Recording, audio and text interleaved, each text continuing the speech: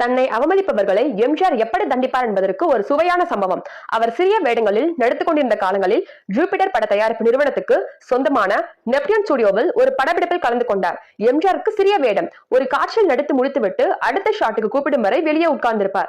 எங்கேயாவது சென்றால் தேடும் போது ஆள் இல்லாவிட்டால் வாய்ப்புகள் போய்விடும் என்பதால் இடத்தை விட்டு நகர மாட்டார். ஒரு நாள் அப்படி உட்கார்ந்திருந்த போது அந்த ஸ்டுடியோவில் பணியாற்றிய அப்பன் என்ற பெயர் கொண்ட பணியாளர் ஒருவர் ஒரு கூஜாவையும் டம்ளரையும் எடுத்துக்கொண்டு சென்றார்.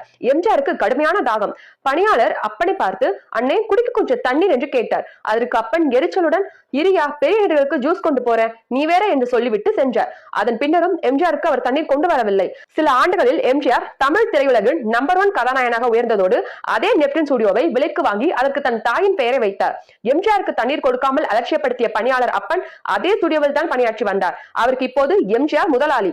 ஸ்டுடியோவில் அப்பனை பார்த்த எம்ஜிஆர் அவரை அருகில் அழைத்தார். பழைய சம்பவங்கள் மனதிலோட வேலை போச்சு என்ற நினைப்புடன் கண்கலங்கப்படியே கும்பிட்டவாறு எம்ஜிஆரிடம் வந்தார் அப்பன்.